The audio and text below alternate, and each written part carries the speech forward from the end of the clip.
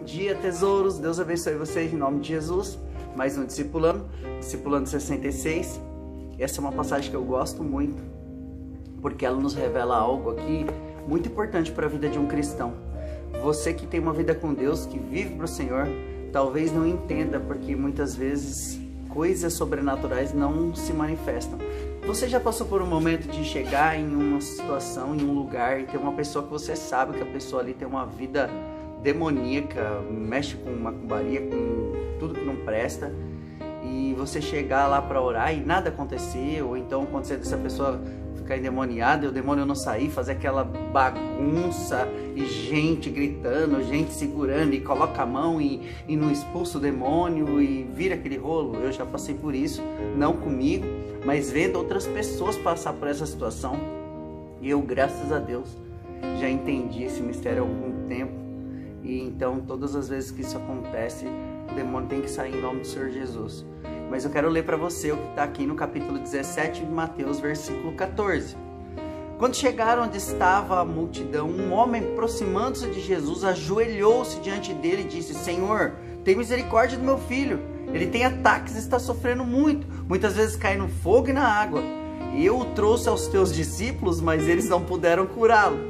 Respondeu Jesus: ó geração incrédula e perversa, até quando vou estar com vocês? Até quando terei que suportá-los?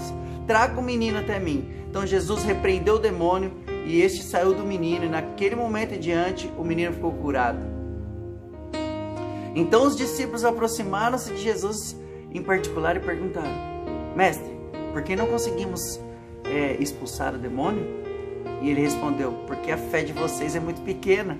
Eu asseguro que se vocês tiverem a fé do tamanho de um grão de mostarda, poderão dizer a este monte: vá daqui para lá, e ele terá que ir. Nada lhe será impossível. Mas existem casta de demônios que só saem com jejum e oração.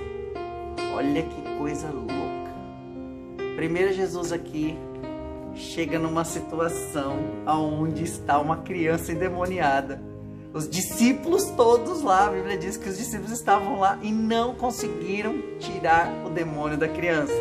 Então o pai vem desesperado e fala: mestre, me ajuda, meu filho está ali, ó, doente. O menino achava que, o pai achava que o menino estava doente.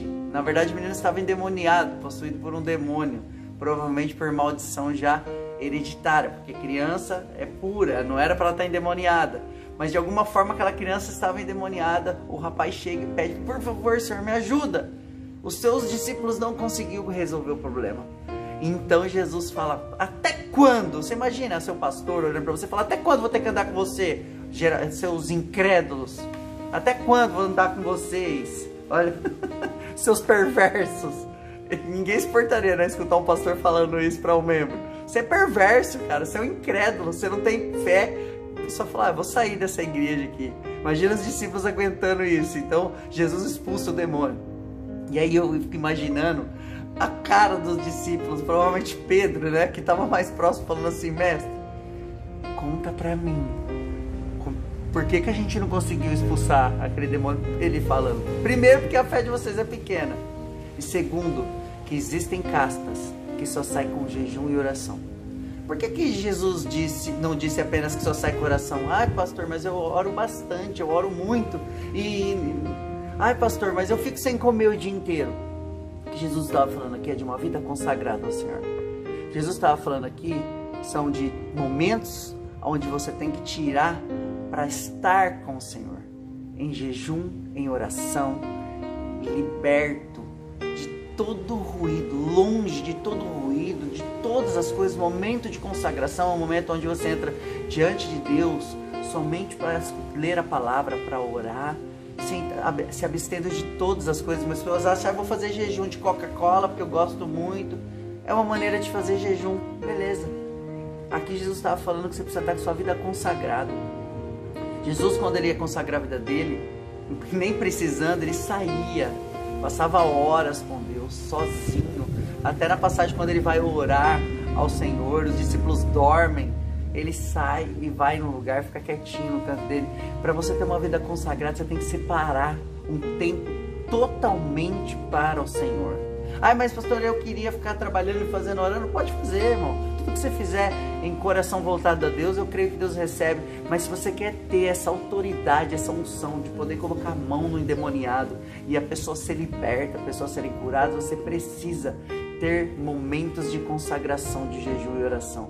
E isso quer dizer o seguinte: se abstendo de tudo, de pessoas, de ruídos, de internet, de qualquer coisa. É quando você tira um dia, sai para um canto, entra num quarto e passa um tempo com o Senhor. É muito difícil de hoje, na atualidade, nós conseguimos tempo, momento e local para isso. Precisamos ter essa disponibilidade com a correria do dia a dia, e filho, e esposa, e marido, e serviço, e as coisas. Muitas vezes os cristãos passam a semana inteira sem nem sequer ler um capítulo da Bíblia. Então, como ter uma vida cheia do Espírito Santo a ponto de não passar vergonha que os discípulos passaram? Mas aqui Jesus nos dá orientação. Existem castas. Castas são mais de 3.000 demônios, que só saem com jejum e oração. Que o Senhor está nos convidando aqui hoje nesse discipulando. É para que nós venhamos ter uma vida consagrada, que nós venhamos retirar momentos para passar com o Senhor, para termos autoridade no nome de Jesus, para poder fazer algo sobrenatural, não através de nós, mas porque a autoridade está sobre a nossa vida, porque escolhemos viver para o Senhor. Vida consagrada, jejum e oração. Jejum é abster-se de tudo aquilo que contamina a sua alma, para ter uma intimidade maior com o Senhor. Discipulando 65, a mudar a sua vida de intimidade com Deus, é jejum e oração. Fique com Deus, Deus abençoe você, e nunca se esqueça, Jesus te ama, e até o próximo Discipulando.